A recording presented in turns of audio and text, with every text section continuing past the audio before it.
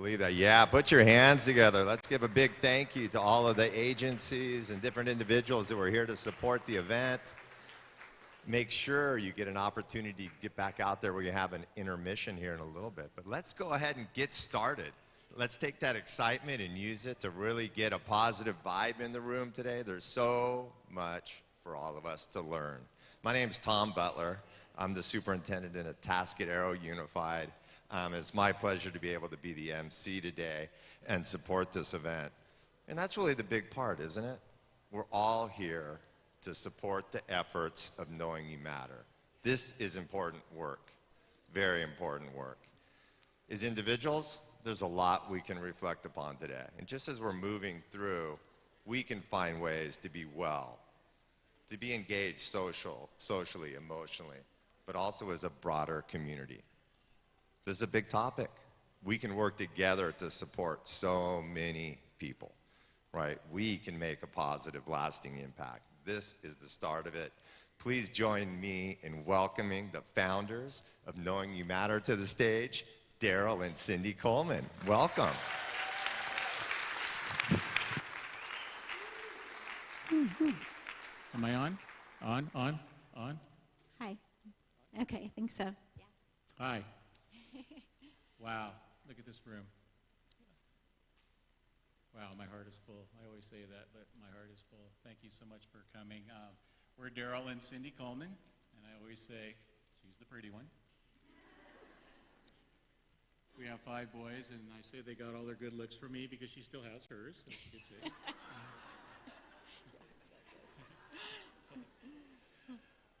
But seriously, we are so honored that you've chosen to come out with us this evening to the Knowing You Matter 2nd Annual Conference.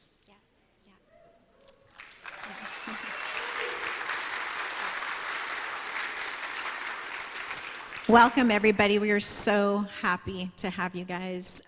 We just want you to know that whatever you're facing tonight, whatever hardships or anything, we just want you to know that you're not alone. You matter. And we are so excited to have each and every one of you here tonight. You'll be hearing some of our story. You'll also be hearing the stories of others within our community. And from our guest speaker who's come out again this year, Sam Anthony Lucania, who's moved from Virginia to South Carolina, so he's all the way up from South Carolina this evening. So we're super excited that you guys are here. So enjoy. So without further ado, Galen, roll that video.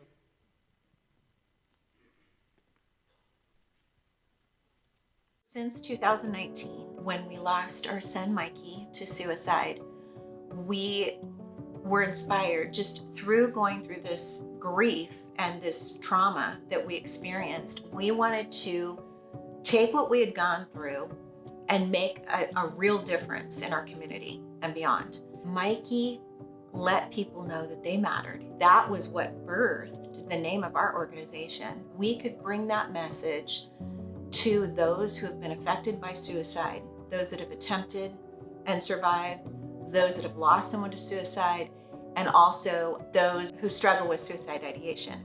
We're fortunately growing and unfortunately growing because of the subject matter and the need. Our work is being received in the community, and we're really making great strides and inroads there. We recognize that in the loss piece, when somebody's lost someone to suicide, that this grief process is so difficult. Through that, our Knowing You Matter hope bags were birthed. We put these hope bags together that provided people with self-care items and items that would fill a need for those struggling, because it's just so hard just to go through the day-to-day. And within those hope bags, we have a card that points them to resources in our community. We're now getting them to several school districts in our community, and counselors are now distributing those to students who are struggling. These bags fill a need, both emotionally and physically. In going through this kind of loss, I wanted desperately to find someone that I could talk to, that I could relate to. I was even looking for videos of maybe listening to somebody's story. I wanted something personal, something that I could come into touch with. That's when my husband and I we're like, well, let's tell our story. We decided that we were going to talk about what really happened to us. Let's tell other people's stories who've been affected by suicide so that we can reach people's hearts. We realize that this is such a difficult topic that when people can actually talk about it, it actually really does break some of that stigma so that people can connect and get the help that they need. Since our beginnings, we've been really building on our video work with storytelling and other documentary pieces. This goes out to the larger community and even the national community. We seem to be getting responses from places that I never would have thought we'd reach. I'm really hopeful that this is reaching the person that is either considering suicidal ideation, has attempted and survived, and especially grieving family members so that they can see that they're not alone and that there's like-minded people out there. People have reached out through that, and we have been able to connect them to the resources that they have needed to get the help that they desperately need. We're thrilled, about our conference because that's how we're partnering with community. So we communicate through our videos. We end up building connectivity through communicating through our videos, and then from there, we're building community. And if one organization doesn't have the resources that somebody needs, then there's another one that will. And it's been incredible to partner with all of these different mental health and suicide prevention organizations. All of our community partners are coming together and we're sharing all the resources that we have.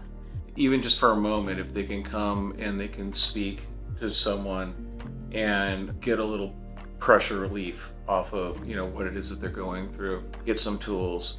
This is work, it's work, but we're there to help guide people and equip them with tools that they can use going forward. And that is what Knowing You Matter is about. It is about sharing that you matter and you're not alone. Our conference, our Hope Bags, the work that we do with grief process groups, the video work that we're doing, that's where the dollars are going for, the people who support us. This is the work that we're doing here at Knowing You Matter. People want to know that there's someone else that's struggling with the same thing, to know that they're not alone, that their life matters, and they're not the only one that's going through this.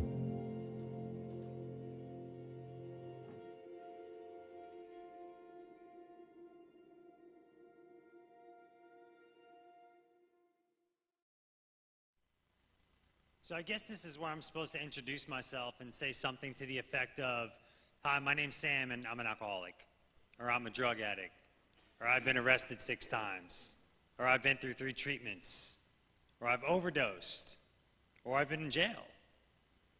And honestly, I hate introducing myself like that, because that is not who I am. That's who I was. And I no longer allow my past to define the person that I am today or the person I'm trying to be tomorrow.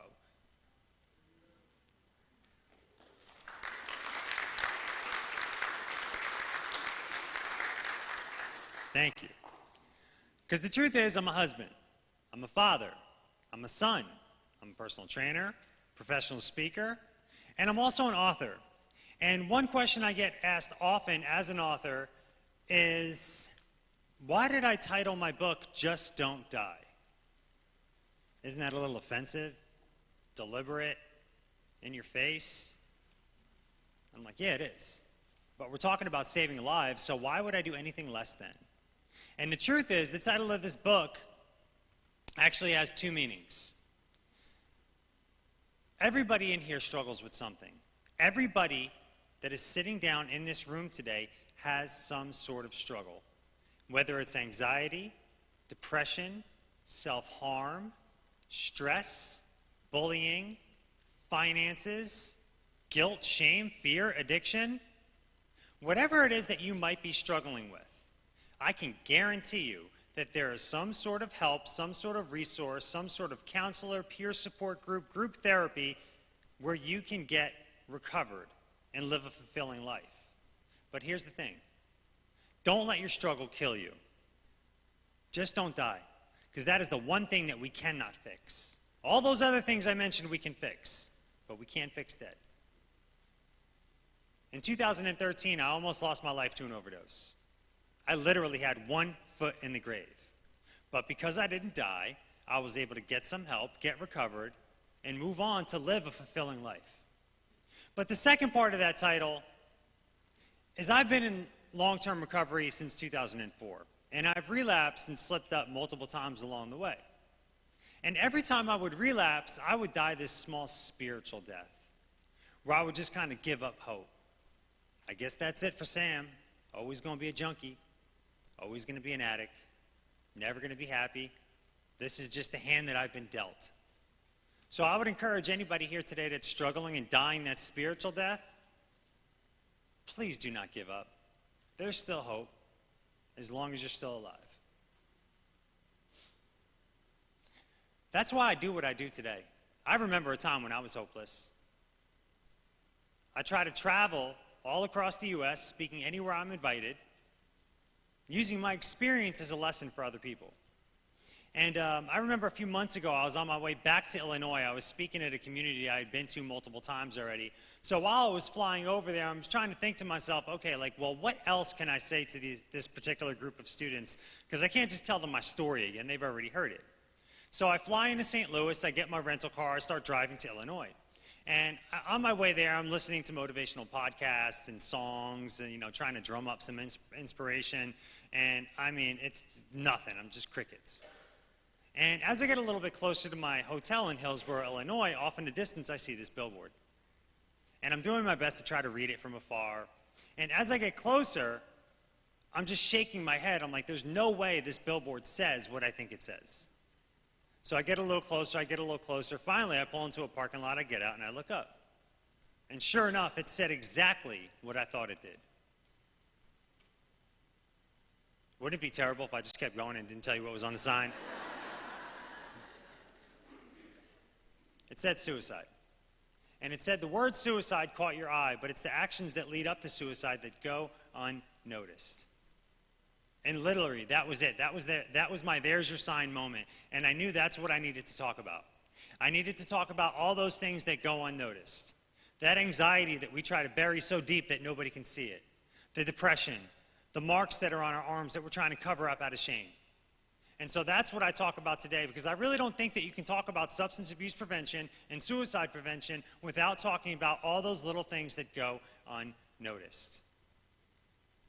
So I take my moments of hopelessness and try to offer hope to somebody that might be struggling. Because I can tell you, I can remember being hopeless from a young age. And when I say that, people are like, well, if it started so young, didn't your parents know? Well, here's the thing. I believe there's 2 types of parents. The first parent thinks their kid is amazing, as most parents should. But sometimes that can also get in the way, because then we start to assume things like, well, not my kid. There's no way my kid's ever going to struggle with depression. My kid's not going to be the one that gets bullied. My kid certainly isn't going to experiment with drugs or alcohol. And then the other parent just has no idea. And unfortunately, I think a lot of parents, like mine, fall kind of equally into both categories. You see, my parents never thought for 1 second that sweet, innocent little Sammy was going to go into their liquor cabinet and take a drink when I was 12 years old. But after I did, they had no idea. And if they did, they had no idea what to do about it. There's nothing in the playbook for that. I don't remember any events like this going on with 31 vendor tables of resources of, hey, this is what's going on with my kid, can somebody help me? And even if it was going on, I don't know if my parents would have went. When people hear that, they're like, whoa, you took your first drink at 12? Well, he probably came from a broken home. I bet he was neglected or abused. Addiction probably runs in his family. Nope, none of that applies to me. Here's what was going on with me, though. Growing up, I was full of anxiety. I knew that every day when I woke up, I had this feeling right here, and I didn't know what to do with it. Every day when I woke up, I had this feeling right here, and I didn't want to get out of bed. I didn't want to leave the house, go to school and talk to people. I had no social skills. I couldn't talk to anybody. In addition to this anxiety, I was also very insecure. Because growing up and even into early adulthood, I like to play a little game called I Think You Think. You see, if I think you think I'm stupid, I feel stupid. If I think that you think I'm a loser or ugly or dumb or not popular or not worthy, that's how I feel about myself. And the truth is, I had no idea what you people thought about me, but I was always very concerned with what I thought other people thought about me. I like to do this everywhere I go. Who here worries about what other people think about them? Raise your hand. Let's be honest. Nobody's looking. This isn't being recorded or anything like that. All right, so we had this typical response, about half the room. For everybody that raised your hand, thank you for your honesty. Who here didn't raise your hand because you were worried about what somebody else would have thought about you if you raised your hand? That's a lot of honesty. And honestly, looking into the crowd right now, even with all this laughter and hands going up and clapping, there's some people that still want to raise their hand and laugh and you won't, because that's how broken you are inside right now, and that's okay. Because I know exactly how that feels, because that's how I felt my entire life until I took that drink. You see, when I took that drink, all those feelings went away. There was no more anxiety, no more depression, and I didn't care what anybody thought about me. And that worked for a little while, until it didn't anymore. You see, after a while, just taking a couple drinks wasn't enough to get rid of those feelings. It wasn't enough to cope with the feelings that I was having. So I started smoking. So I started taking pills. And that behavior continued so much, I didn't even graduate high school on time. And after high school, my life was filled of not yets. Now, if everybody's ever been in recovery, you probably know that term, but if you've never been in recovery, you probably have no idea what I'm talking about, so I'll explain it to you. And while I'm telling this little portion of my story, I want you to think long and hard about what are some of your not yets. But they don't have to be negative, so pay attention. When I was 12 years old, I saw my father smoking cigarettes. Not gonna lie, my dad looked pretty cool when he smoked cigarettes. I wanted to be cool too, but I told myself I'm never gonna smoke cigarettes. Not yet. When I started smoking cigarettes, I saw what I thought were the popular kids in high school smoking weed. Well, I wanted to be popular too, but I told myself I'm never gonna smoke weed. Not yet. When I started smoking weed, I said I'm never gonna do hard drugs. Does everybody see where I'm going with this? So what are some of your not yets? Maybe you told yourself you're never gonna vape, but your friends convinced you to try it, and now here we are 6 months later, and every time you try to quit, you get Nick sick. Maybe you told yourself that you're never going to take anything to help you sleep, but the stress of life and finances and family and work have been so overwhelming lately that every night when you go home, you just have to have a drink or two or three, or maybe even a pill to fall asleep. They don't have to be negative, though. I said that, remember? Because I'm going to tell you now, when I'm done, I'm going to tell you to take advantage of some of these resources out there, and somebody's going to be like, well, wait, Sam, I've never spoken with a counselor before. Not yet. See, they can be positive too. You see, after high school, doing cocaine was a not yet for me. And I thought that all my problems were situational. You know, I thought it had to do with Union, New Jersey. That's where I grew up.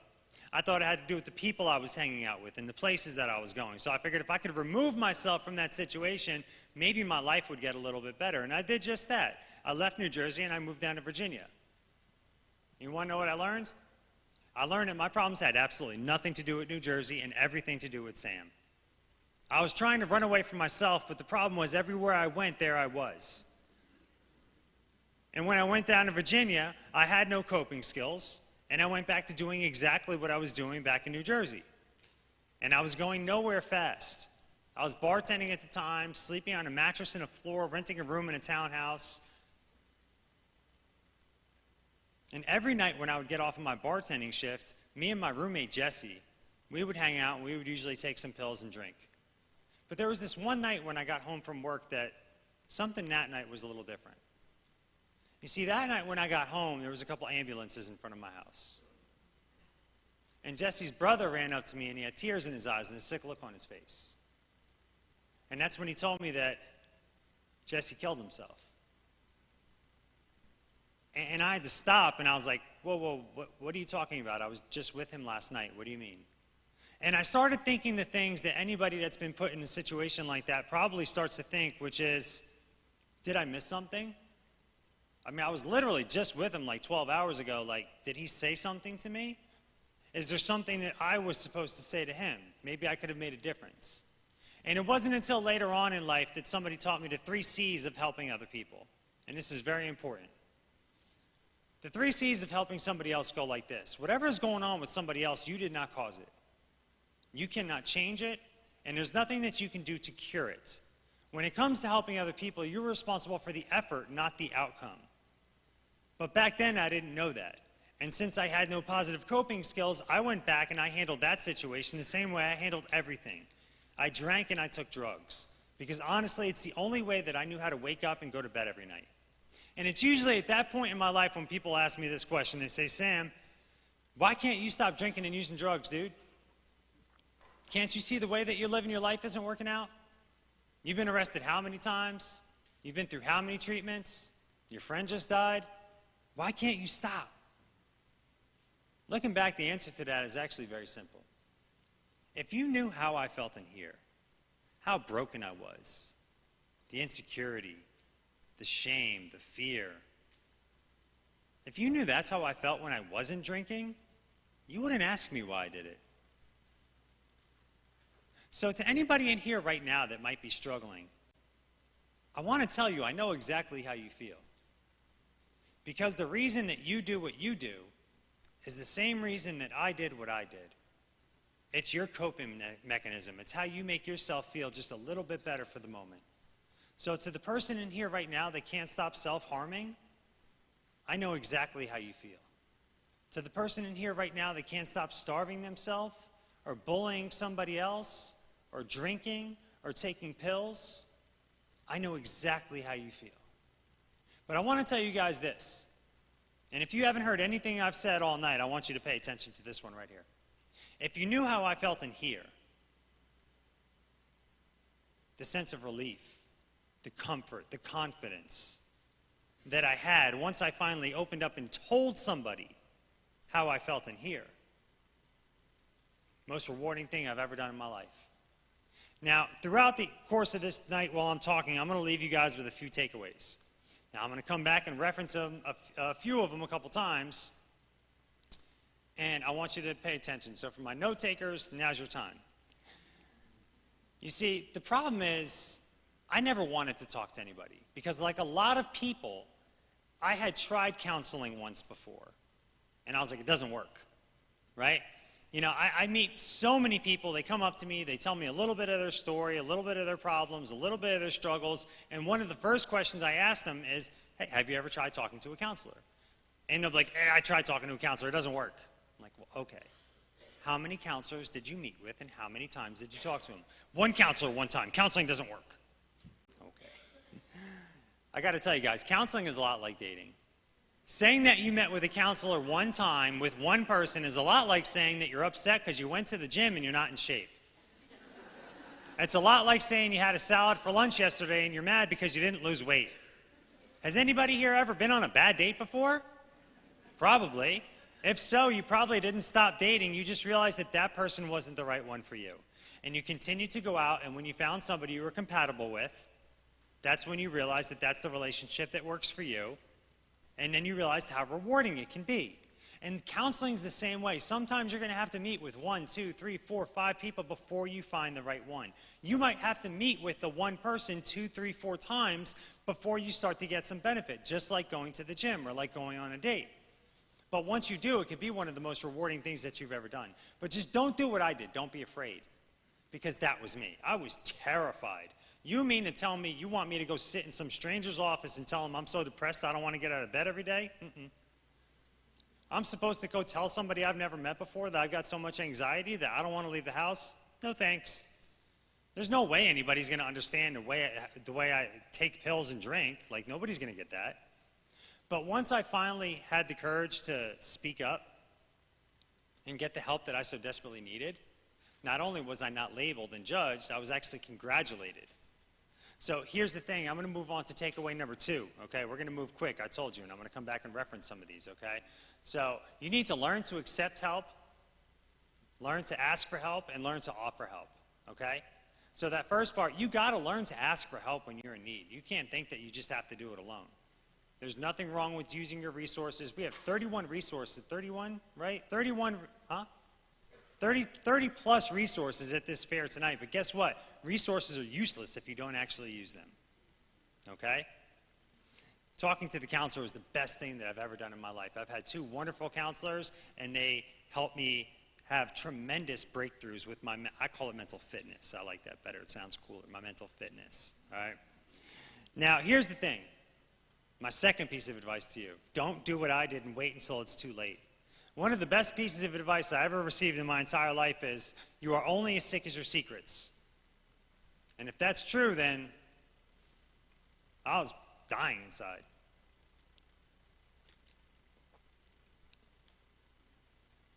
Looking back, I can actually see that my behavior was suicidal. Now, when most people hear that term, they kind of picture my friend Jesse. You know, somebody sitting in their room, writing their final letter with a bottle of pills ready to take their life. And that's one form of being suicidal. It's the last step. I'm going to tell everybody listening right now, there's nothing romantic about it. But if you look up the definition, it's actually defined as being destructive to one's own interest. Now that makes me think of my friend Matthew. I met Matthew in his mid-20s. He had just gotten out of prison. He was gang affiliated, had problems with substance abuse, served his debt to society, and got released from prison in his early 20s. And I met him when I was working at a box gym. And I remember when I met him right away, for some reason I felt led to want to counsel him and to mentor him. And that comes to the second part of that second takeaway. You got to learn to offer help when you see somebody in need. And honestly, Matthew looked like he was in need of some help. So I stepped up. I started taking him to meetings.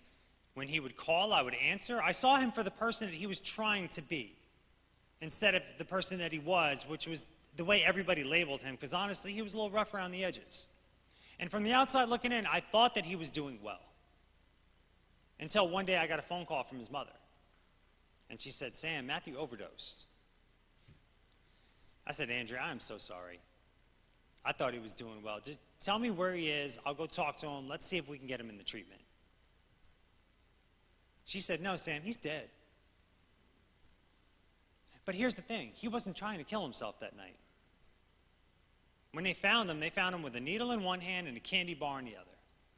Like so many people, he didn't have any healthy coping skills for dealing with his problems, so he resorted to drugs. He wasn't trying to kill himself. He was just trying to get high and eat a candy bar. But here's the thing. When you buy heroin and cook it up and put it in your body, that is suicidal. That is destructive to your own interests. Much like myself when I would take handfuls of pills and a fifth of vodka. But wait a second. Handfuls of pills and a fifth of vodka. It didn't start like that. No, it didn't. It started with one drink that came from my parents' liquor cabinet as a 12-year-old boy. It started off with one pill that was prescribed to me when I was 16 years old. And I talk about pills a lot, and there's a very specific reason for that. I mean, I've been addicted to a lot of things. I was a pack of Newports a day smoker for 10 years. I was a wake and bake weed smoker for 10 years. Ecstasy, powder cocaine. Prescription pills, Xanax, Adderalls, Oxys. Hands down, the hardest drugs I've ever had to get off of in my entire life. They almost killed me, literally and spiritually. But here's what I've learned. I learned that it was never about getting high or getting low. It was never about going up or going down. It wasn't about anti-anxiety meds or anti-pain meds or anti-this or anti-that. It was all anti-Sam medication. I just did not want to be right here anymore. And trying to get out of right here one night almost cost me my life. You see, I didn't want my wife to find me the way that she did. I wasn't trying to kill myself. I was just trying to get out of right here before she got home, and I missed the mark. I didn't want her to have to give me CPR until the medics could arrive. I didn't want her to have to stand outside of the room of the ICU with the doctors telling her, "We don't know if your husband's going to wake up." But I'm here to tell you that it's only by the grace of God that I did wake up. Because I saw my hospital report. I'm not supposed to be here. And I am so, so grateful for that. Because I did not want to die. I just needed a little bit of help. There's that word again. I keep coming back to that. You see what I did there? I needed a little bit of help to learn how to live again. So that's exactly what I did. And it's the hardest thing I ever had to do in my entire life, is to throw up my hands and give up the way that I was living, say, "I cannot do this anymore by myself. Will somebody please help me?" Do you guys believe that? Do you believe that the hardest thing I ever had to do after hearing some of my story is ask for help? No, I'm asking you literally. Do you believe that? Like, what are some reasons that people don't ask for help? Embarrassment, pride, Yeah. Shame, guilt, fear, embarrassment. Yeah, these are the answers that I get all the time. But there's one other answer that this person, usually a couple of them, are in every crowd. But they never say anything. And I want to know if this person's here right now. Well, I can't go and get help for myself because I'm the person that everybody comes to when they need a shoulder to cry on. Is that person in this audience? If you're that person, you're the person that everybody calls when they have a problem. If you're that person, do me a favor and raise your hand. Got a couple of them? I need a couple volunteers. Can I have 2 people come up here and help me out with something really quick? You don't have to sing or dance or anything. I got one. I need one more person. I need one more brave soul to help me get a point across. Come on. All right, here I got. Thank you. All right. What's your name, my man? Eddie. Eddie. Thank you, Eddie. Krista. Thank you, Krista. You guys stay right here. Hold on a second. All right. So here's the thing. My man Eddie here, he's got some stuff going on in his life. And Krista's the person he goes to talk to about it. You see, Eddie lately has been struggling with depression. Eddie struggles with self-harm. Eddie struggles with addiction. Eddie's having some family problems at home. You can see Eddie's already having a hard time holding on to some of these. And Eddie's also getting bullied in school because you can see, obviously, he's a small guy. You see, if you remember, one of the best pieces of advice I got is that you're only as sick as your secrets. So if he's going to carry all of these around by himself, it's going to be very difficult for him to sleep at night, to get any help, to get any sense of relief. So what he's going to do is he's going to go to his friend Krista and he's going to talk about the fact that he's getting bullied. He's going to talk about his depression. He's going to talk about his self-harm. He's going to ask for help for his addiction. And he's going to talk to her about what's going on in his family. And since he finally said it out loud, he's probably sitting here like, man, this feels great. I can't believe that I actually said all these things that I told myself I'm never going to tell anybody, and Eddie's going to go sit down because he's going to sleep just fine tonight. Thank you, Eddie. But here's the problem.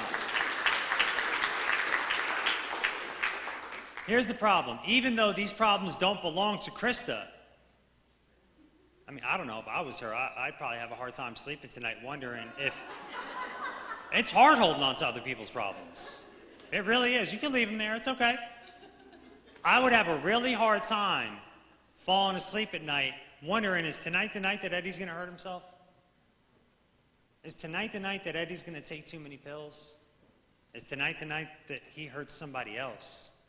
So even if you're holding on to other people's problems, you still need, thank you, you still need to talk to somebody about it so you can get advice on how to help with those problems and make room to take on new ones. Because the reality is you cannot give away what you don't have. And if you want to help other people, you really need to help yourself first. And there is nothing wrong with that.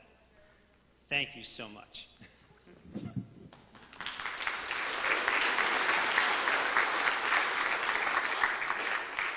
Now, here's the thing. Just because Eddie talked to Krista one time, that doesn't mean he's done. Getting help for your problems is not a one-and-done thing. It doesn't work like that, okay? We're going to go on to our next takeaway, which is motivation is a lot like showers. Now, I ask this question everywhere I go, and not enough people raise my hand, so I hope y'all play along. Did everybody here take a shower today? Thank you. All right. The shower that you took this morning is probably not going to keep you clean tomorrow. It'd probably benefit y'all to shower tomorrow and the next day. And it goes like that for whatever you have going on in life. For your mental wellness, for your emotional fitness, for your physical fitness, for your academics, for your spirituality, whatever it is that you have going on, it's not a one and done scenario. The workout that I did this morning is not going to keep me in shape next week. The breakfast that I had yesterday didn't keep me full today. And every once in a while, we forget about how bad we felt when we weren't doing those things. We get complacent, and then we wonder, wait, why am I feeling bad again? Because we got off track. And this has happened to me a couple times. The last time it happened to me was during COVID. Everything got shut down, everything got taken away from me. I can give you all the excuses, but the reality is I let a bad moment turn into a bad day, turn into a bad week, turn into a bad month, and that turned into a bad several months. And I completely got away from what I was doing every day for my physical, spiritual, and mental fitness. And I needed to get back on track. But I also knew it had been a long time since I spoke with a professional counselor, and I remembered how beneficial it was. So I was like, you know what? I think I'm going to reach out and try to get an appointment with a counselor this time, because there's some things I want to work out, right? So I started calling counselors, and I called 12 counselors over the course of 3 days, and I heard back from 2 of them, and they told me that they're not accepting new patients. And not going to lie, I was extremely discouraged. Now, if there's one thing that I've always been very transparent with my recovery from everything, the depression, the anxiety, the addiction, and I do it for 2 reasons. Number 1, accountability. The more people that know about my problems, or the more people that can help me with my problems, and I don't know if I could say this, but I'll say it anyway. The more people that will call me on my BS if they see it starting to come through, okay? Number 2, I also want people to know that I could be a resource for them when they see me shining. And they know that, wait a second, I thought he said he was dealing with these problems. Look at him now. Let's see how he's doing that. And I'll tell you to go work on your spiritual, physical, and mental fitness. So because I was having a hard time getting in touch with a counselor, I decided to just vent. I didn't know what to do, so I pretty much went to Facebook, and I told Facebook what I told you guys. Guys, sorry I relapsed. COVID's really hard on me. I'm trying to get in touch with a counselor. Nobody's calling me back. Blah. I don't really know what I was looking for, but I needed to vent. And what happened next was absolutely remarkable. I got dozens of text messages, phone calls, DMs, emails. Yo, man, let's meet up. Let's go to the gym. Let's grab a cup of coffee. Come to my house anytime. Here's my number. Call me anytime, day or night. And I was just taken back. I'm like, whoa, whoa, whoa, whoa, whoa. Why me? I'm not famous. I'm not popular. In fact, I think I'm quite ordinary. But if there's one thing I've learned to do is take my ordinary problems and share them extraordinarily well so I can get the help that I need. Now, I'll pause here for 1 second because I usually offend somebody in the audience because I just called your problems ordinary. Ordinary doesn't mean that your problems are not a big deal and that they're not remarkable. If you look up the definition, ordinary just means common. And I'm sorry that what happened to you when you were a little kid is common, or whatever's going on with your parents, or that you're getting bullied, or that you can't stop hurting yourself, or starving yourself, or taking the pills, or smoking, or drinking, or your finances, or whatever it is you're watching on the computer is common, but it is. In fact, we're going to prove it really quick. Out of respect for what anybody next to you might be going through, we'll do this quietly.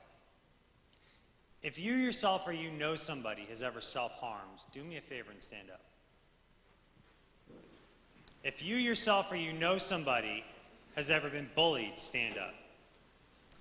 If you yourself or you know somebody has ever been in an abusive relationship, stand up. If you yourself or you know somebody struggles with anxiety, stand up. If you yourself or you know somebody struggles with depression, stand up. If you yourself or you know somebody struggles with addiction, you can stand up. For anybody watching online right now, from what I can see, that's about the entire room. Do you know why? Because we all have something in common. And what I want you to do is stay standing with me for a minute. Because if you look to your left and you look to your right, along with the common problem is also the common solution. Do you have any idea how many peer support groups we'd be able to make out of the amount of people in this room, and you'd be able to share what it is that you're going through and what it is you're doing to deal with your struggle on a daily basis? So I want everybody to do me one more favor. Takeaway number 2, learn to ask for help, learn to offer help, learn to accept help. If somebody came to you tonight and wanted to talk to you about their problems, if you'd be willing to ask, offer, or accept help, stay standing.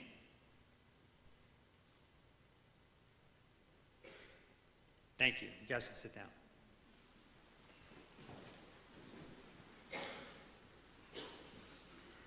And what I want to tell you guys is that it's okay. It's okay. And I know what you're probably thinking, like, yeah, Sam, we've seen the memes. It's okay to not be okay. That's not what I'm saying.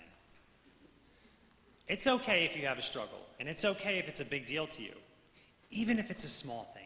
If it's a small thing and it's a big deal to you, it's a big deal. But here's what's not okay. Do not make your problems small in an effort to push people away. It's a very common defense mechanism, and I know personally I was guilty of it all the time. Okay? People come up to us and like, hey man, I noticed this or that. Are you okay? Can I help? And all of a sudden the guard goes up. I'm fine. Don't worry about it. Leave me alone. Just happened once. I'm good. Worry about yourself. You see, if you can make somebody feel like your problems are small, maybe they'll feel like they don't have to help you. I'm also a personal trainer. And I used to work in box gyms, but now I primarily train out of my garage in my home in South Carolina. And I primarily train youth in an effort to educate them about physical fitness, but also just kind of mentor them a little bit. And a while back, I was training this kid in my garage, and I had him jump up on the pull-up bar, and he was hanging from the pull-up bar. And while he was hanging there, I couldn't help but notice his wrist. And I asked him because I care. I said, yo, man, are you okay? Right away, he put his hand in his pocket, and just head down. I'm fine. It only happened once. I remember what I saw. There was 4 of them. It didn't just happen once. But in an effort to push me away, he made his problem small. Maybe he thought that I wouldn't understand. Maybe he thought that he was going to get labeled or judged. Maybe he thought there was going to be some stigma. You can't talk about mental health without talking about stigma, right? So I'll just tell you real quick how I feel about stigma. I say screw stigma, because the reality is you're going to get stigma whether you get help or not. So you might as well get the help that you need so you're in a good frame of mind to deal with the stigma when it comes to you. I'm going to leave you guys with one final takeaway. You got to find positive ways to cope. You have to find positive ways to cope. Because the unhealthy ones eventually are going to kill you. If not literally, then spiritually. Now, I could easily say something like, well, just follow this list. Here's some healthy coping habits. Hope you guys have a good night. See you later. Unfortunately, it's just not that easy. While this is a great list and an awesome resource of ideas to do and healthier ways to deal with your struggles instead of drinking, taking pills, or anything else that you might be doing, the reality is sometimes that might not always work. And I want to tell you what I mean by that. Jail is an awful place. They tell you when to eat, when to sleep, what to wear. Not a very good time.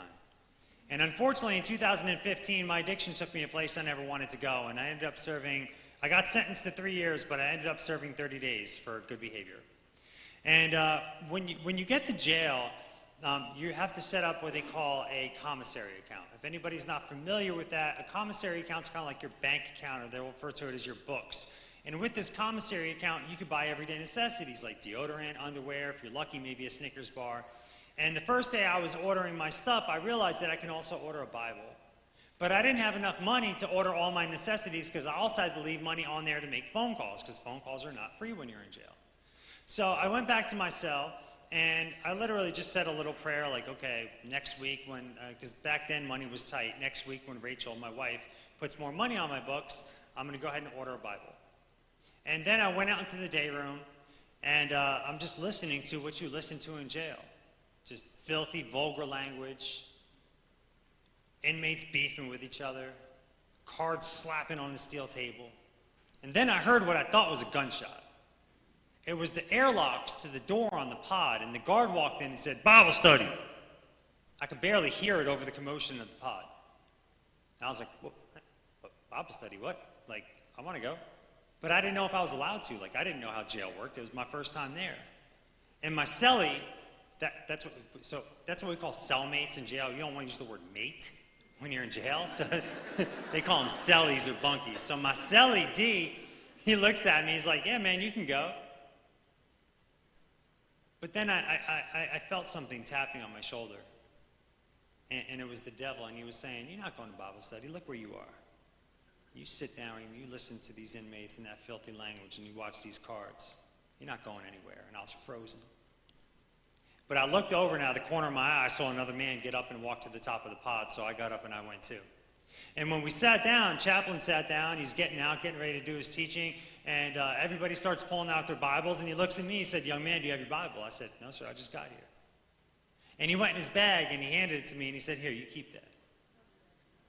I mean, you guys tell me, is it odd or is it God that literally just moments before this, I was praying that I was going to order a Bible, and now I received the gift in a place where people don't normally receive gifts. And I tell you, that was an awesome gift because that really, really came in handy.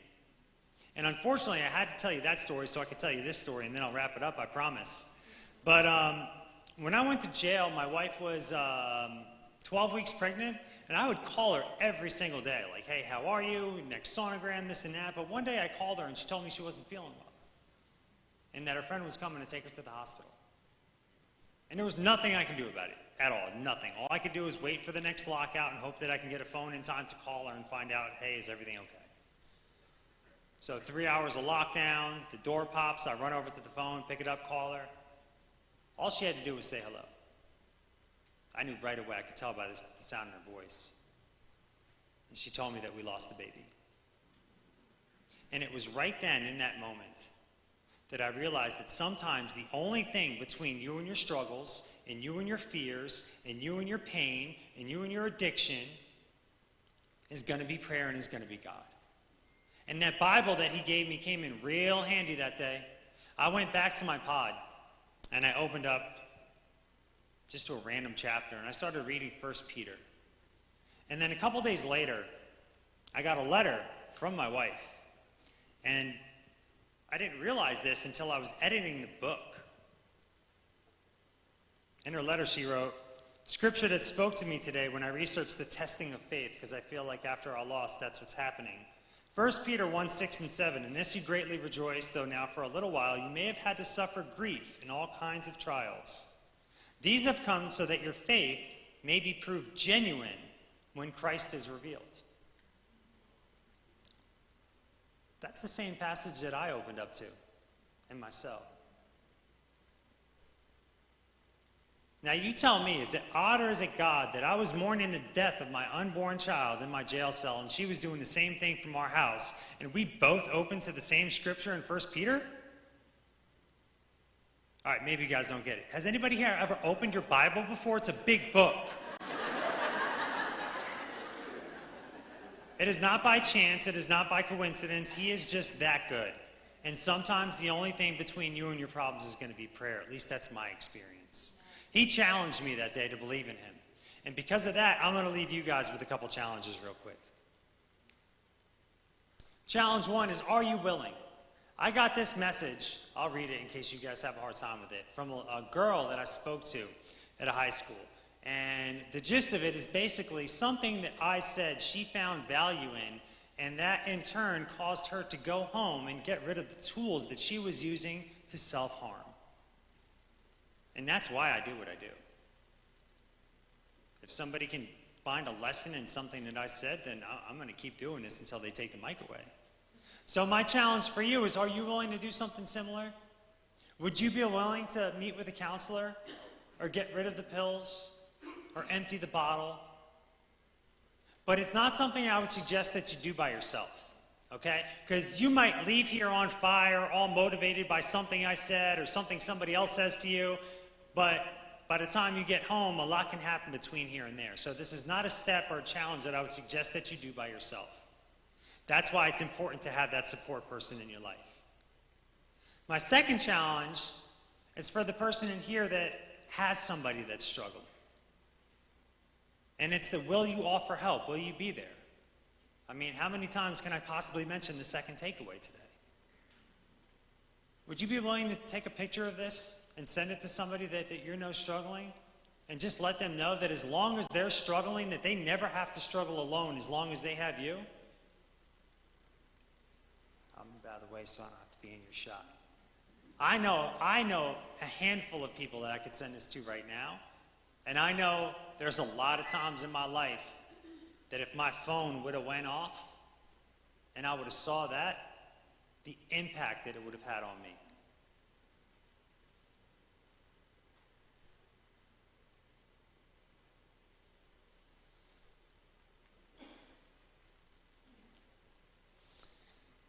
It was so awesome to be back here this year.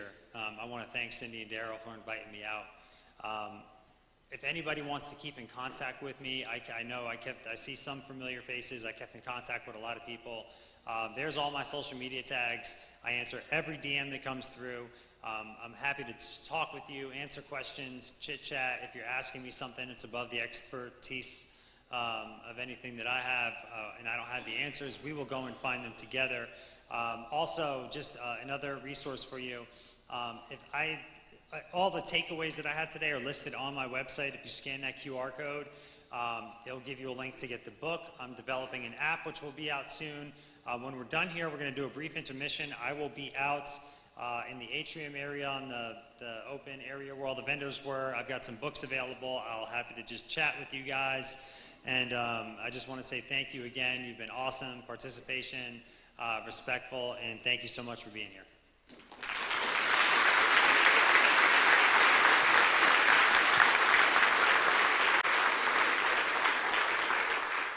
I'm Katie Herb. I'm Michael Coleman's cousin, Daryl and Cindy's niece. And I just wanted to share a song with you. I'm going to share a little bit of background on this song, just share a little bit of my own story. I had been struggling with suicidal thoughts since I was 9, but I never said anything to anyone, and then my cousin Mikey died. And I remember thinking to myself, if he can actually do it, then I can. And I was terrified. Within a year after his death, I was diagnosed with depression, anxiety, OCD. And I tried to go to college, but I had to take a leave of absence and focus on healing for a year. And I knew that I wanted to treat my mental health like holistically, knowing that my body and mind and soul are connected. I changed my diet. I went to therapy. I did exposure response prevention for OCD, yoga, hormone therapy, like hormone balancing, and then I went to Pathways to Health, who they were at the resource fair. I did heart rate variability training and neurofeedback for 20 weeks, and I had a different brain afterward. It changed my life. So please talk to Pathways to Health if you see them afterwards. All that time, though, I was my world was crumbling because I was losing my faith that had meant so much to me during my childhood. I felt like God hated me. I felt like I was disillusioned with a type of Christianity that estranged me from my body and told me that I had to understand everything in my brain in order to be saved. But the reality was my brain was useless. It was a swirling, looping, disoriented mess that was bombarded with invasive thoughts like, you don't matter, you should just kill yourself because it's easy. And I wanted to heal myself with all of the therapies that I was doing,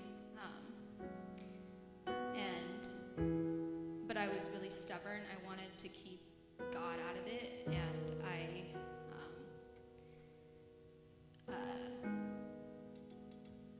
I was making so much progress with all of my therapies and everything I was doing, but then I relapsed like a year later, and my OCD was the worst it had ever been. And I was laying in bed one night at 3 a.m. because if you know anything about OCD, your brain just does not relent. It just bombards you with looping thoughts that won't go away, invasive thoughts. And I did not want God to help me. I did not want any of that. But I was laying there and I had no idea what else to say, but just like, okay, God, fine. Like, I guess you can help me. And I felt this hot honey. That's the only way I can describe it. It's just this warmth all of a sudden. a spiritual experience like that in my life, but my brain went quiet. I had peace,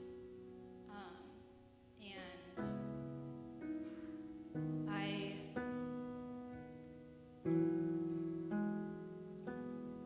in that moment, I knew that all the therapies and all the treatments had worked, but there was this one piece missing. You know, if I wanted my body and my soul and my mind and everything kind of integrated, I knew I had to let go, and I needed to just stop trying to dig myself out of a pit that I can't dig myself out of. And so I love that this moment happened in a relapse, because it shows that mental health is it's not a finish line, it's not an arrival, it's a process. And so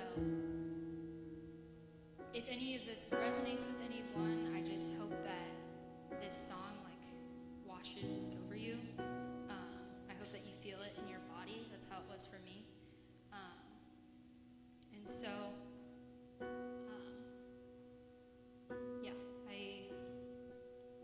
I want to dedicate this to people who are struggling right now, and I want to honor my cousin Mikey, who struggled so much, and I feel the tragedy but also hope with this. And so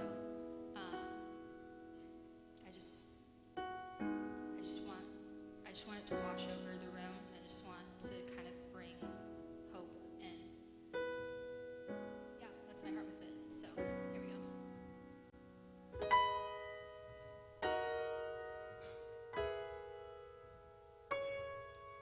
The ground has slipped beneath your feet.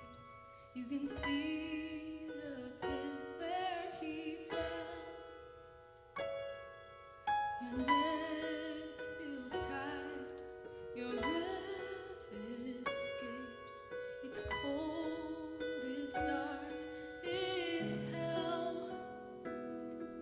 When the white noise around you starts screaming, every comforting truth claims a threat.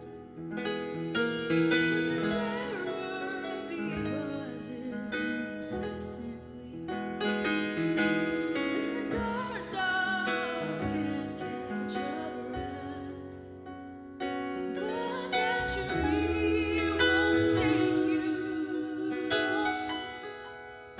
I will loosen your robe.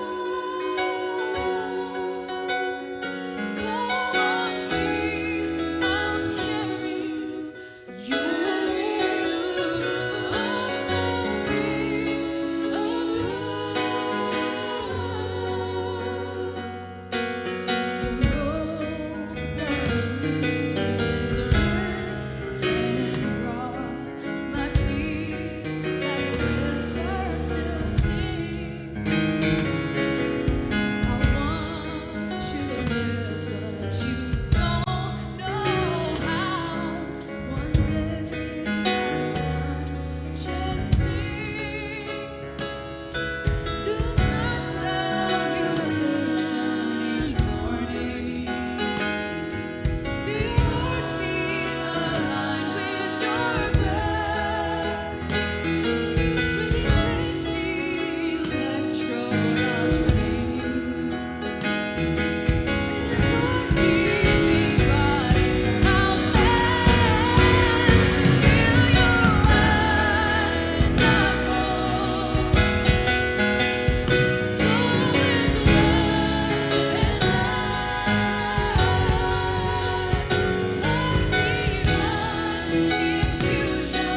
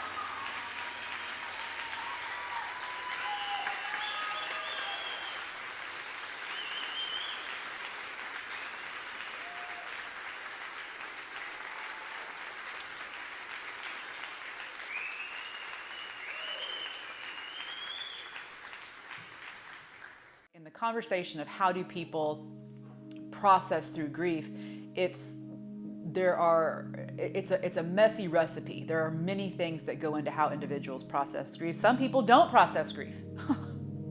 Some people, it's such a horrifying endeavor that they just don't. They exist in a space of complete denial. You're never, ever, ever going to get back to the before, ever. And so there's not just the grieving of losing the person. There's the grieving of the what was, and then if it's untimely, right? So a suicide's always untimely. If it's untimely, especially if it's a young person, now we're talking about all of the what could have been that you also have to grieve. All of these layers compound, or I should say complicate, the grief processing experience in light of the traumatic grief space. Once upon a time, an individual asked me, do you know what the worst type of grief is? And I prepared myself like, oh boy, you know, and this was when I was deep in my personal grief experience with my spouse. And I said, no, what is the worst type of grief? You know, just kind of bracing myself for whatever, you know, annoying thing that they're going to offer me as the answer to something. And they said, your grief. Your grief is the worst grief. Grief is specialized, it's customized to the person experiencing it. Much like, you know, beauty is in the eye of the beholder. Since losing Mikey, my processing has truly been one that I've known that I really have to work on that process. It's so important to make sure that I'm moving forward. I'm never, ever gonna move on from Mikey. I want to move forward and to make sure that I'm healthy in my processing of the pain of losing him. I've got good days and bad days. You know, I've got days that are paralyzing in my heart because I miss my son so much. But I think the thing that is important for myself and for others is just to keep talking, keep opening up. Because sometimes you feel like you're a burden on people, you know, like, oh, you know, my friend is gonna, here I am again, you know.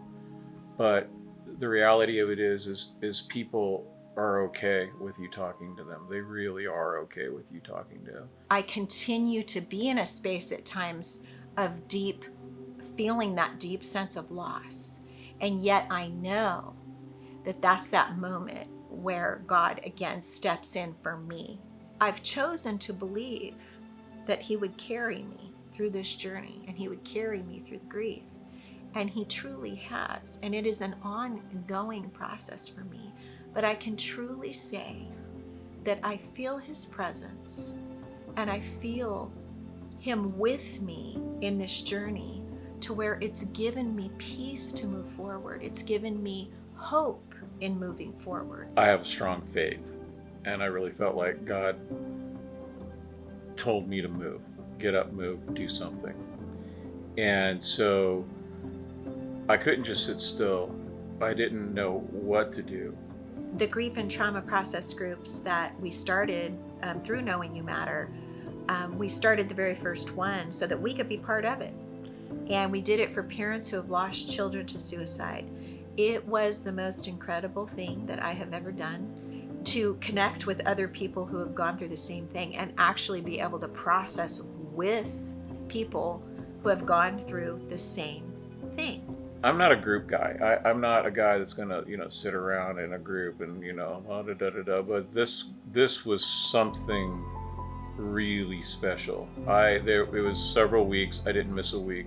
And I really was able to learn what was going on with me, not only emotionally, but physically. That there's a physicalness about this. There's something that's going on in your body when you're going through a trauma type grief. There's a piece missing in my heart. I don't know how that's ever going to get replaced. So it really does come down to managing what it is, like a wound. You know, it's managing this wound. I've really made it a point to practice self-care. I've learned, never really embraced all that before, didn't feel like I was worth self-care. But since Mikey, I realized that I have to practice self-care. From the very beginning, the first thing that happened is we received a basket of care items. And out of all of the activity that was going on our house, I kept coming back to this basket of care items. And they were very helpful. They were very cathartic. I mean, it was very good for me. Out of that birthed our Hope Bags. And that's been something that we've been giving out, and it's really been, well accepted in the community, and has been very, very helpful in people in their process. To realize that I can enjoy life, even with everything that's happened. One of the ways that I cope is knowing that I can help others. That the pain, this immense pain that I'm going through, is worth it as long as I'm helping other people and bring them along with me. We're communicating with people to build that connection and in turn build that community.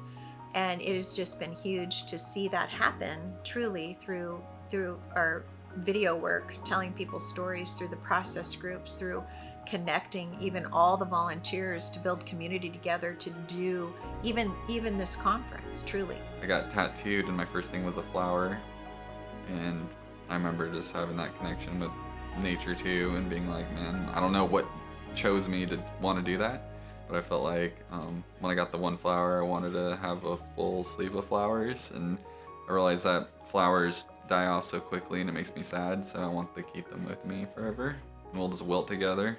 And then I decided I was gonna quit, so then I quit drinking, and that was a big one because I knew I was gonna lose like half the social life and all that. I would be like, one beer and feel like I'm blacking out, but really it was just triggering off the depression and anxiety in my head so bad that it would just cross and put me in these blackout modes, but it was just really like a real bad derealization or being a disassociate, and I basically lived like that for like 10 years of my life and just being completely checked out. Even after I quit drinking, it still continued, and so that made me really like have to lock into like what else is going on, I mean, I was already like still at this time covered in flowers, tattooed, like had a connection to nature, go on hikes. I was still my only time my heart really felt like I could feel a connection of being real and what's real and what's not real. Anytime I was back or like on my phone or like in a place with anxiety, like everything's just like shut off, shaky, sweaty palms, gone. But whenever I'd go on a hike, like this is my safe place. I'm back again. This is like, I know what's going on. I'm aware of things, but I was also fighting it the entire time too, deep inside, which was like the most worst thing you could do is just keep saying no, keep fighting it.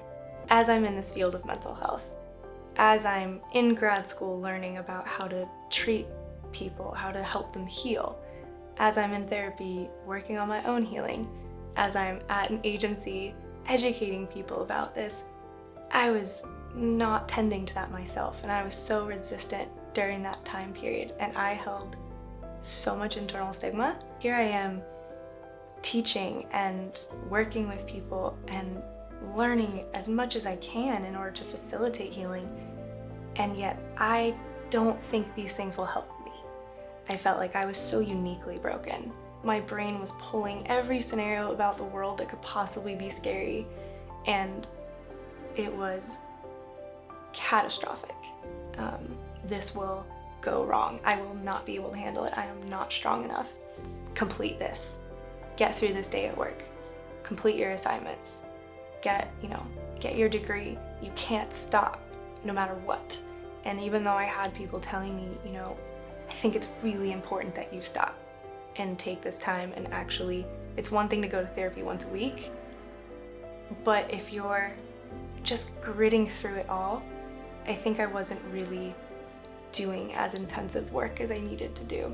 So it was the pull of anxiety mixed in with the depressive thoughts, now taking that and sort of cycling them through that negative thought process. So what I was making sense of that anxiety was, you can't handle it.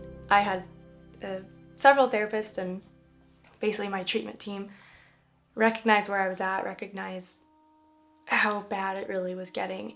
And they were like, I think you need something more intensive, like intensive treatment centers. I was just like, nope, that's not for me. I'm not that bad. I can do this. I just have to keep gritting through and whatever. It was so scary. Like, what does that even mean? I had never worked in those types of treatment centers. I had never been to one. And the thought of just like leaving everything in my life and going somewhere, a different location, a different setting. I often felt alone a lot, and so I was always constantly trying to connect and bring myself into groups to feel like I belong somewhere. I grew up with my father here on the Central Coast, and my mom, she went on her own journey, and I really didn't have a mother presence, so I was always seeking that intimate relationship that mothers do often, give, that comforting and nurturing, and fathers are more like, giving you the right on, boy, let's go, how's this, how's that, and because my lifestyle of trying to, be a professional surfer and being all, hooked up in the party lifestyle of thinking like, this is what I got to do, this is what I need to do. More important, this is what I want to do, and this is what I need to do to just navigate through life, because it became such a normal process. When you're in a hopeless state of mind, it doesn't seem like there's anything you can do to make anything different. And whether it's feeling like you're loved, you belong, you're valued, or you're succeeding, or it's a constant focus on failure or not doing what you think you should be doing. The mind is a very powerful thing. It's very hard to think about positive things when things aren't going right. I was so miserable, and I had no idea that drinking and using had anything to do with it. I just thought it was a lifestyle of a direction I needed to go. But getting married and having children and losing my family, it advanced my using is because I no longer cared. And when I didn't care is when I was making very poor decisions. And so a lot of the things that I do, not only in my surf school, but with Operation Surf, is really bring the aspect of value of care. I think the value of feeling like you care is what I was always seeking. I know my dad loved me, I know my mom loved me the best they could, but there's a lot of pain connected to that I suffered alone. And so my solutions were self-diagnosed. I was always, coming up with my own ways to fulfill my solution. I looked at the 10 or so pill bottles on my nightstand, and I got on my phone and started Googling what the toxicity rates were for those medications to see how much of whatever I would have to take to go to sleep and not wake up. It came down to, do I text my therapist and then take the pills, or do I take the pills and then text my therapist? And I'm sitting here right now having this conversation because I texted my therapist. I just said, hey, can you talk? I'm not okay. And she texted right back and said, she asked, are you going to hurt yourself? And do you have a plan? I said, I think so. And she called and asked what was going on. And I told her exactly what was going on and what I was going through. And she said, okay, you've got a plan and you're going to hurt yourself. You need to call somebody to get the kids, and you need to go to the hospital. It's because of my involvement in veterans groups like Operation Surf and Emerging Vets and Players that I'm sitting here. The therapist that I texted is the therapist for Emerging Vets and Players. She makes herself available to members 24/7. So had it not been for that, I wouldn't be sitting here, because I wouldn't have had anybody that I felt like I could talk to and trust with that information to not judge me or to not, you're being selfish. This is a selfish thing. Because when it came down to it, it wasn't something that I thought about for months or weeks or even days. It wasn't an option until it was an option. All these times that I've told people I don't need help or that I don't want help, I'm taking away somebody's opportunity to experience joy through service, because I've done that my whole life. I know what that feels like because I've done it. I've helped people. As good as it feels to help somebody, anytime somebody wants to help, I should let them do that. It's learning to let people in and let go of things. And there's a humility that comes with that, because when we don't want help, that is our ego. We don't think we need it or we deserve it. You know, and thinking that we're not deserving of something is just as much, in my opinion, ego as saying, well, I don't need help, I can do this on my own. You know, sitting in this chair now, being in a position where I'm vet support, and I'm getting to serve the veterans that are out here through their first experience with Operation Surf. I know the joy of being a participant, and now I get to help them feel that same joy that I got to experience. Some of the values and the traits that kept me on the same treadmill of disaster and negativity and failure and challenge, I have found that those same values and traits is what I use to stay on the right path. Like, instead of giving into the negative and the challenging and the hard to try to come out and make it easy, you know, I use those same values to walk on the path of success, to achieve things that aren't easy and take a lot of work. And it really showed me about perspective, of how choosing to look at things one way and making a decision to look at it differently can make or break an outcome. When I thought it was seemingly hopeless, I was actually keeping myself in the line of hope, and I didn't even know I was doing it. And so by keeping myself in a little bit of, of a little bit of a pattern and not going so far sideways, I got some clarity. And when I got clarity, I was able to hear a little bit of the message differently. And when I started hearing the words differently and started perceiving the message unaltered by my mind, I was able to take directions and start doing things. Is because that surrender that I think is really necessary. And it doesn't mean failure when I use the word surrender. It's just allowing myself to do something different, which is being teachable. And that's why I think education is so important for people like ourselves, to tell our stories about what we were doing and how we got there and what we do, you know, for our wellness. The only good connections I ever had and the only good memories growing up were anything that dealt with plants, that dealt with nature, that dealt with going on a hike, getting away from people, getting away from my own head and my own thoughts, and starting to realize what the patterns are, what makes me feel alive, what makes me feel real, what makes me live again, what triggers off that spark of like light rather than what brings me to darkness again. And I tried my best to figure those patterns out, and I started with I quit drinking, tried to be on like a healthier route, I'm trying to just rewire everything. So I went back to getting my help, got put on my meds, so now I'm like fully diagnosed, bipolar 1, full depression, full anxiety.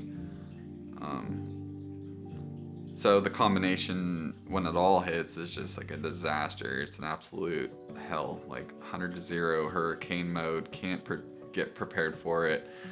You know, it's like it's so mentally exhausting to go out and entertain or be the happy person that people see as like the light and trying to always be happy, positive guy, when really, like, boy, you don't know the battles I'm going through on the hourly, like literally through being like depressed to sad to happy to crying to, you know, don't know where my emotions are, like when you find yourself progressing in life, and progress is happiness. And so if you continue to grow and you find that change, you're like, dude, I did something new today, you feel great, like immediately.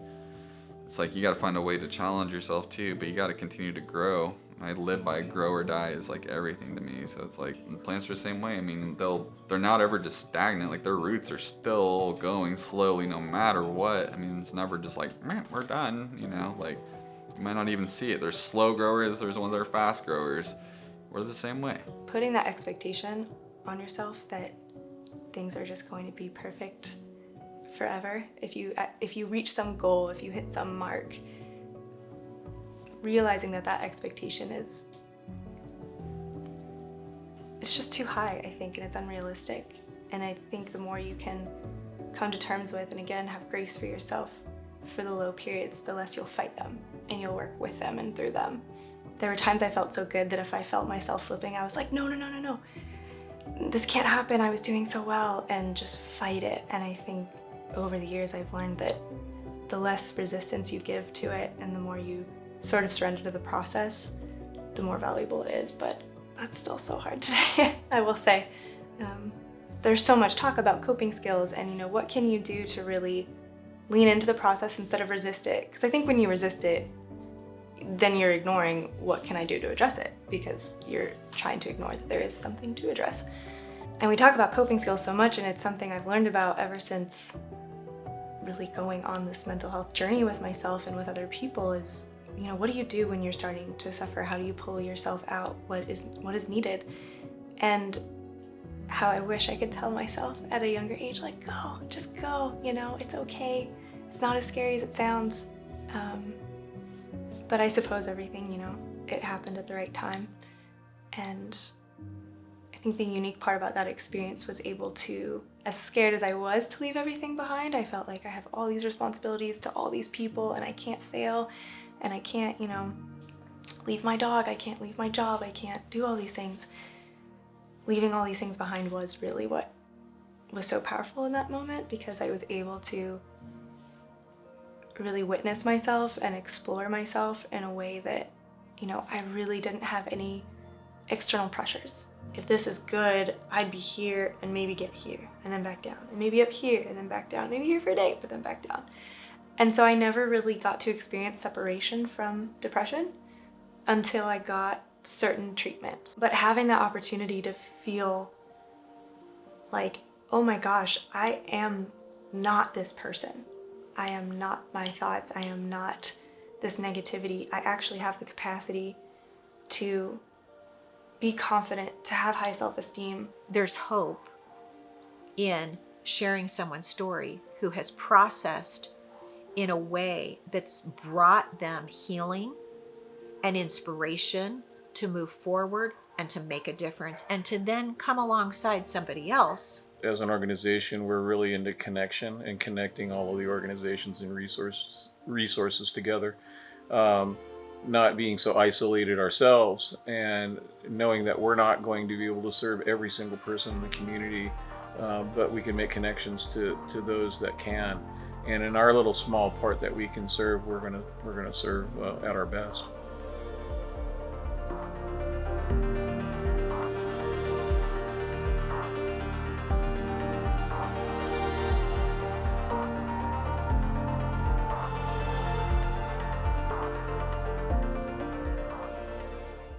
So powerful, so beautiful. Another round of applause for Katie and her musicians. That was outstanding. You definitely honored Mikey.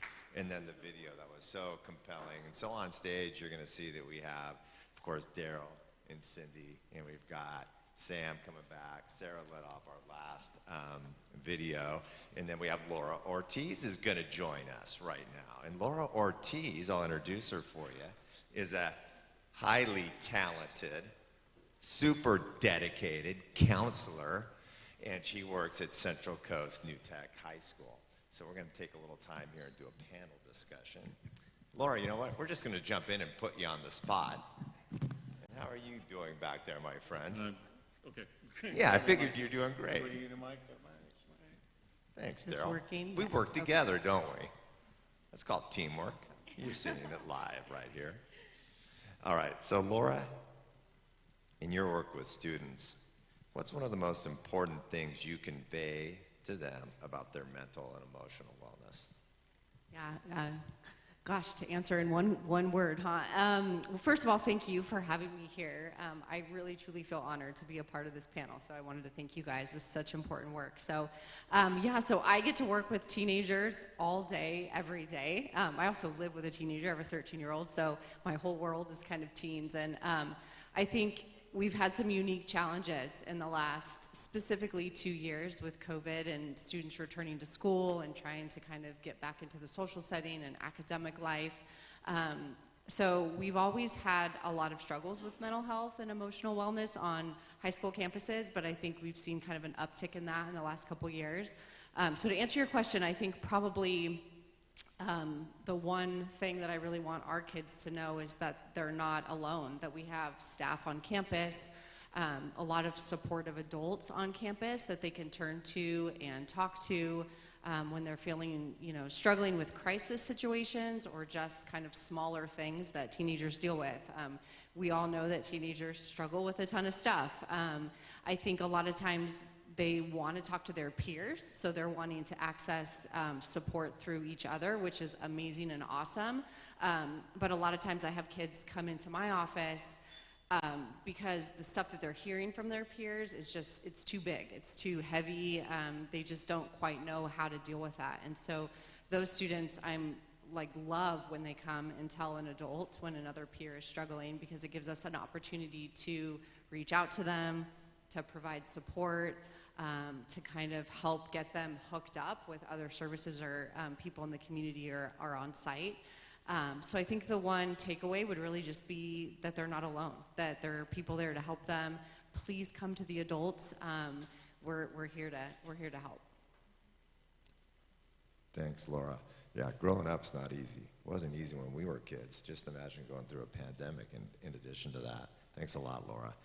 So Sarah, in your experience in working with Knowing You Matter on grief and other types of process groups, what is the one thing you could tell a person struggling to cope with their life mentally or emotionally right now? It's a good question. It's a big question. The one thing I've come across in all the schooling and all the conferences, and a common thread that I've also heard throughout this conference today, has been about the power of our thinking.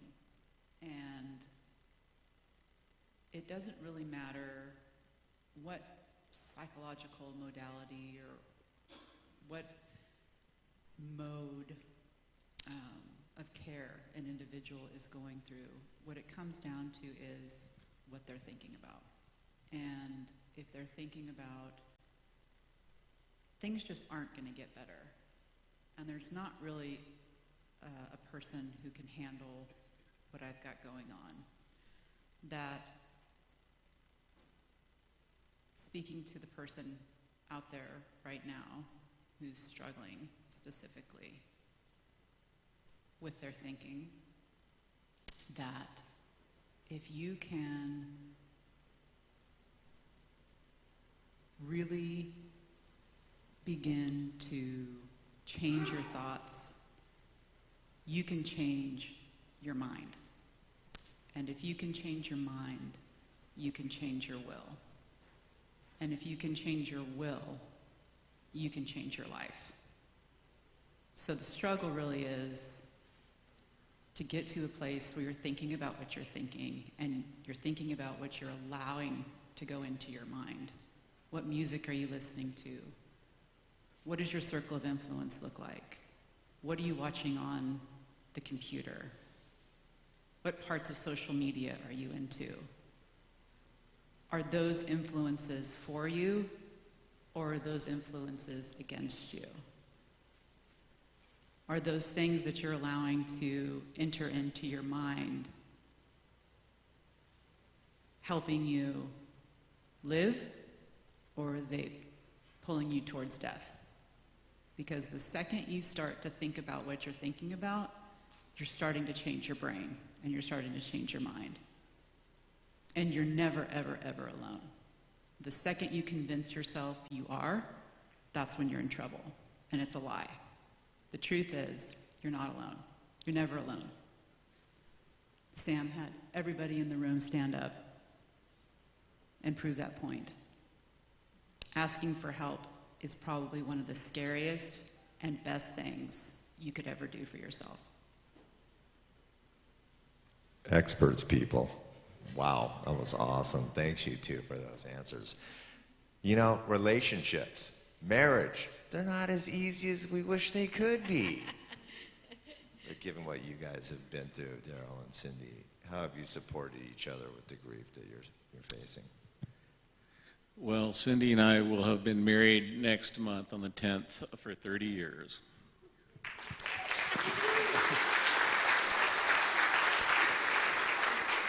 And that is a super long time picking up someone's underwear, I'm going to tell you right now. Okay. You know, as you can tell, we have a strong faith. When Mikey passed away, we leaned heavily into our church. And we began to give each other more grace than I think we've ever given each other in the past. And, we like to banter, me and this one here. But we had this common, very, very common, unfortunate wound that we were working through together. And we started working on Knowing You Matter and started finding other people with the same wound. And we formed our first grief process group all along with Dr. Moreland. And having that commonality and being able to talk with people that are going through the same struggle was incredibly, beneficial to me. Pass it to Cindy. Yeah, I think Sam was talking about this, is that we give out sometimes, but this was our time, Daryl and I, our family, where we had to just put our hands up and actually receive from other people. And really, it's been the hardest thing I think we've ever had to do, is just receive, from others. But we had to do this. We had to just put our hands out and say, okay, we're going to receive. And I think we did. I mean, we couldn't barely function. I mean, it was like 4 months of meals coming to our house. I mean, I couldn't go to the grocery store for 3 months. I mean, it was that hard. And I think, as Daryl said, one of the things is God has always been just so huge in my life and in our lives together. And just the community outpouring for us, just the community coming together and us leaning into that. I think that's what I want to say for what our experience has been. But also I want to say to everyone here that just as Sam talked about, as Daryl and I are talking about, that point of receiving, sometimes it feels really selfish to receive. It just does. To me, I'd much rather just give. I can encourage you, but it's like, for us, we were at a place where we couldn't give to anybody. And when my friends surrounded me and said, what can I do? And I said, please be with us in the long haul of this thing. Be with us in the long haul of this thing. And I think that's what it is our community standing with us in the long haul. And Daryl and I have just had to go, okay, we're going to just receive this thing. And then also, basically, the giving back is huge. To be able to go, the one thing that I couldn't find was, where is this person who's gone through this struggle that can help? And I couldn't really find anybody. And so I was praying about that, and that's how it was birthed for us, was, well, we're going to create this group, we're going to be part of this group, and we're going to lean into this group. And we have, and we are. And I just want to say that this is for everyone, is lean in to the community. And that's what Daryl and I have done. And we're so grateful. And we're so grateful for everybody here tonight. Thank you. Thanks, Cindy and Daryl, for leaning into that tough question. Right on, people. Sam, the presentation was awesome. We've got to get another tidbit. We've got to get another piece of advice. What else can you give us? Oh, you just want random advice? I thought you had a specific question. Hey, man, I bet from you it's going to be great. Oh, man. I do a lot of speaking in schools, and the presentation I give in schools is a little bit different than what I did here tonight per the request of the Colemans. But I will actually piggyback off of something that she said.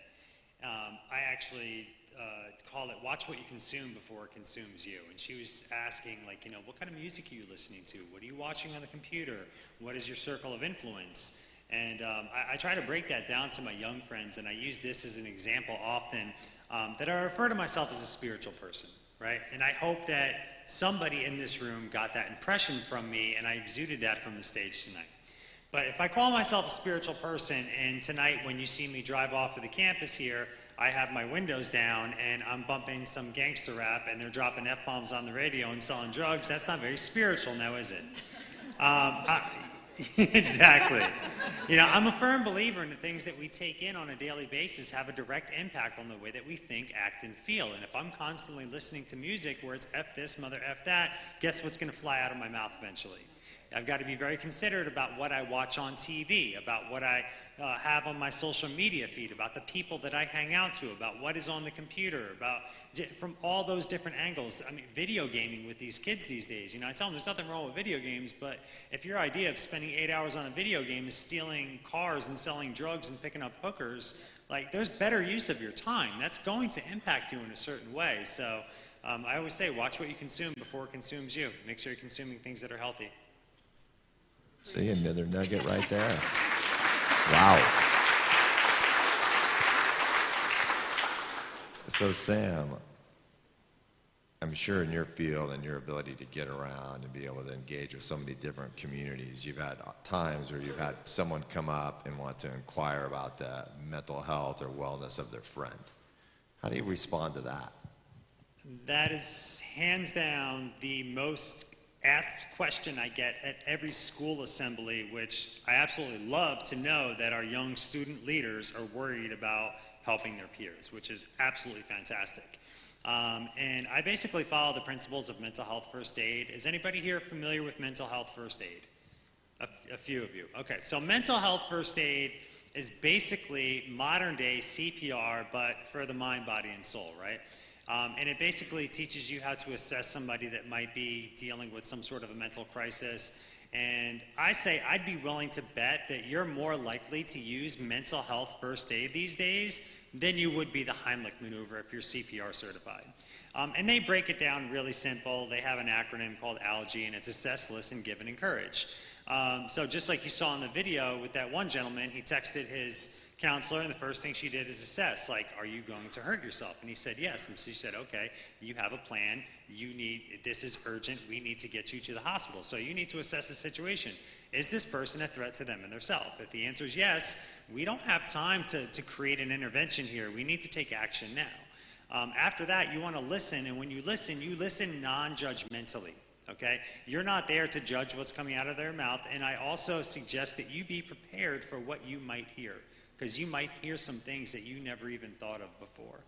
After that, you want to give resources, let them know where they can go to get help, you know, whether it's bringing them to a conference like this or letting them know that there's, you know, certain counselors or something that you've looked up. And then after that, you want to actually encourage them to take those steps, because like I said earlier, having resources and not using them means nothing.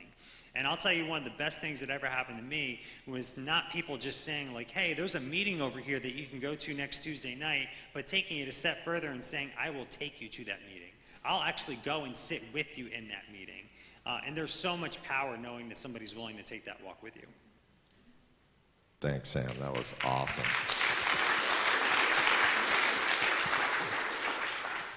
We're going to go just free flow right now. It's open up. We're going to throw out a question, let a couple panel members jump in on it. Here we go. What do you do if you have a friend that needs help and they don't want to get the help?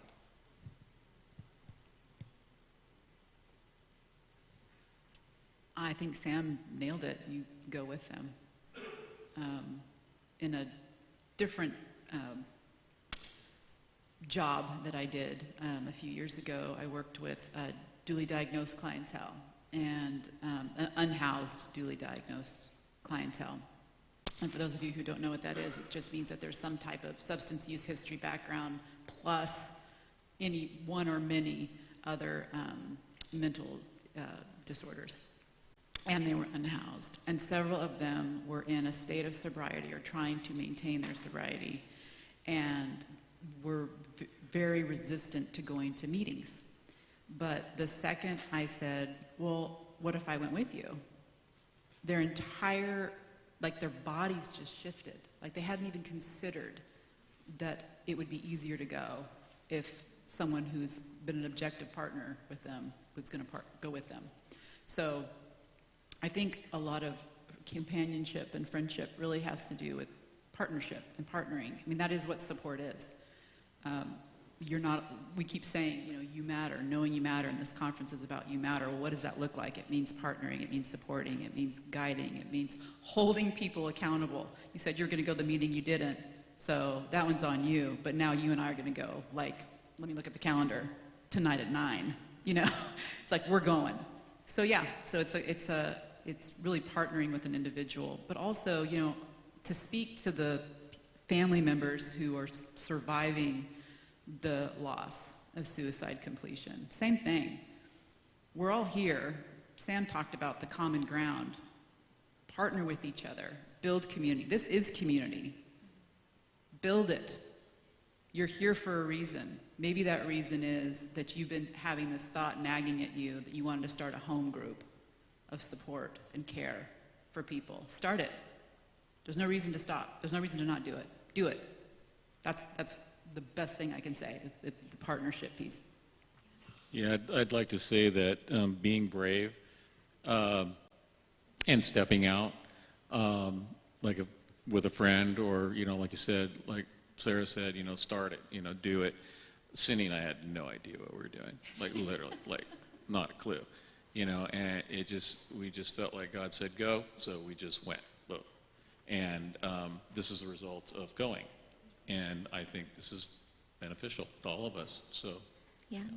And I wanted to say too, even in the documentary with Van, with Operation Surf, a lot of what that was birthed out of is just giving back from what you've experienced in your life and relating to people. And I feel like part of Daryl and I's healing has just been giving back. And so I think sometimes when we struggle with a certain thing, whether it be addiction or for us, unfortunately, it's the loss of a child, that we can then step into other people's lives and make a difference. And there is a healing piece to it. And so I believe every single person in this room, no matter what you're going through,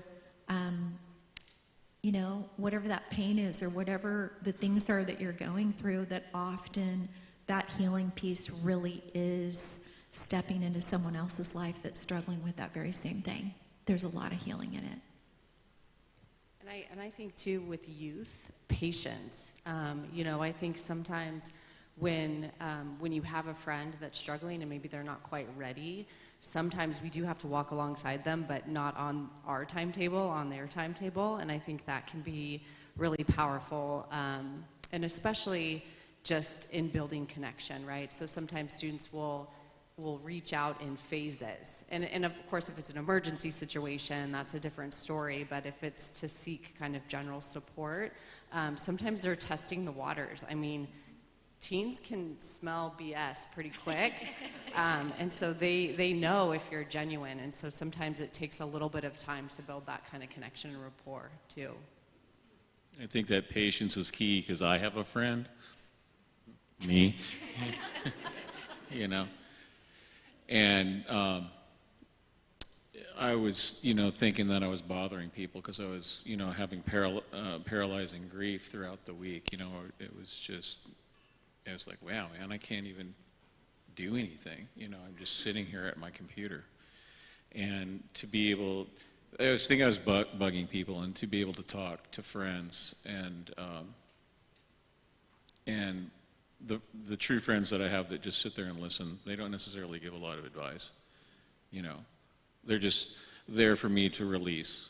Okay, I'm just gonna, and it's amazing how that pressure goes away if you can just talk about it, and the next thing you know, you're talking about sports or whatever, you know what I mean? But, to get out of your head, to get it off your chest, get it out of your head is so for you guys to be that friend is important.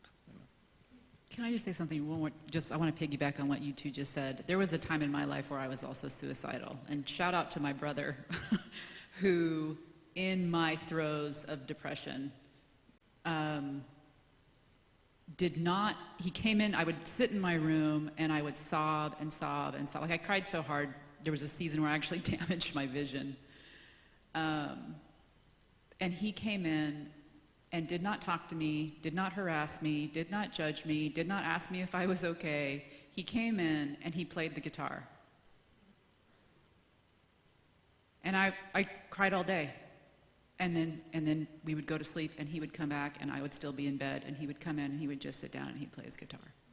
So sometimes it is just partnering in silence, but it's the physical presence that is so important. And by the way, I was a teenager.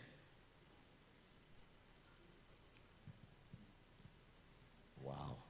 You know, it gets me thinking, as many of you are talking about relationships, right? And from relationships, we can have influence. In this case, it's really that support and love that we can give others.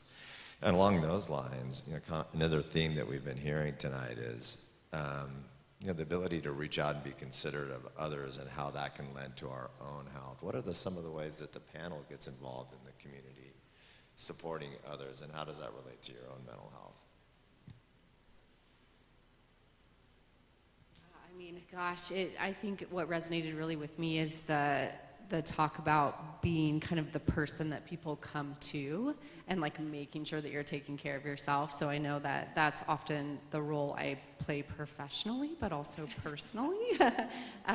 So yeah, I just think staying active in the community, you know, promoting the things that are really, I think, beneficial in our own personal journeys, which for me is a lot of physical activity. So making sure that youth I have a strong passion for youth sports and getting kids active, so that they're really kind of tackling that physical side of mental wellness as well. But yeah, I think it was just a good reminder for me to hear today, like, you've got to take care of yourself too. And so for the peers, the student peer leaders on my campus, just kind of, it was a reminder for me to remind them of self-care too. Because, you know, we have a big group of students that are really advocating and helping others that don't always take the time to help themselves. So just so I understand the question correctly, is how does giving back to community help us feel inside?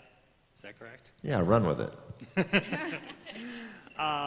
I mean, I was told early on in recovery, there's one thing that you can do that will work 100% of the time to get out of your own head, and that is to go and do something for somebody else. And I mean, in that way, I mean, I think I selfishly have the greatest job on the planet, because I get to help people for a living. But at the end of the day, if nobody here got anything out of anything I said, I can guarantee you I'm not going to leave here and go see the dope man tonight. I will not end up in jail. And you know, it's cool because I get to be a part of different communities. Like, I have the community where I live, but this is my second year back here. And now I'm a part of your community, and I get to travel to all over the place. And you know, when I go do these events with conferences and schools, you know, they cut me a check for my time and flying out, and that helps me put food on my table and feed my boys and stuff like that. But that message that I put up on the screen from that little girl that went home and threw out those tools that she was using to self-harm will always be my real paycheck. And I will give back every single honorarium check that I've ever received if you can guarantee me just one more of those.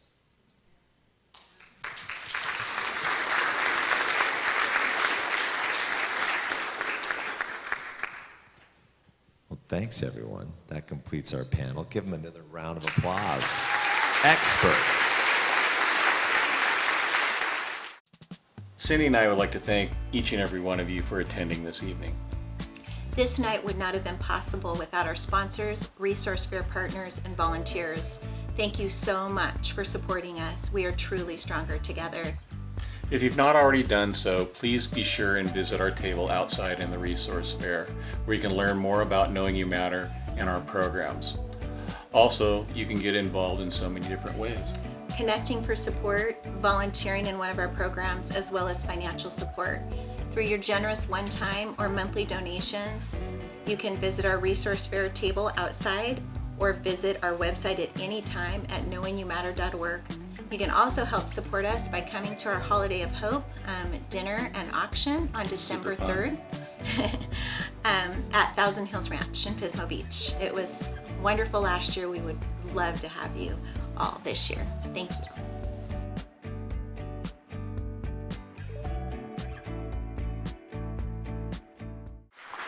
So,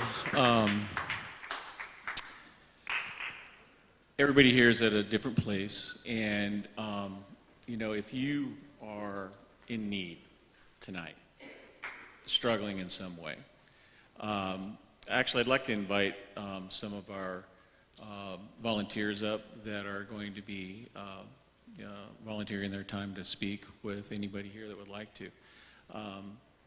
If you just want to talk. If you are in a crisis right now, we actually have licensed counselors here right now. If you'd like to have somebody pray with you, there's people here that'll pray with you. They're just going to be up here along the sides. There's no pressure, and we're not going to wait for you to come up, but they're here. And I just want to, let everybody know that it's available, and we're available. We'll be outside, Cindy and I as well. And I want to thank you again, each and every one of you, for coming tonight. You want to say something? Yeah, we really want to thank each and every one of you guys for coming out tonight, and all of our resource fair organizations, amazing, and all of you just coming out. And we just want you to know that you matter. You're not alone. I don't just say that. And again, we're here to even point you in the right direction. If you need to tap into a resource for help, come and talk to us, and we'll point you in the right direction. So thank you, everybody. Thank you so much for coming. Good night.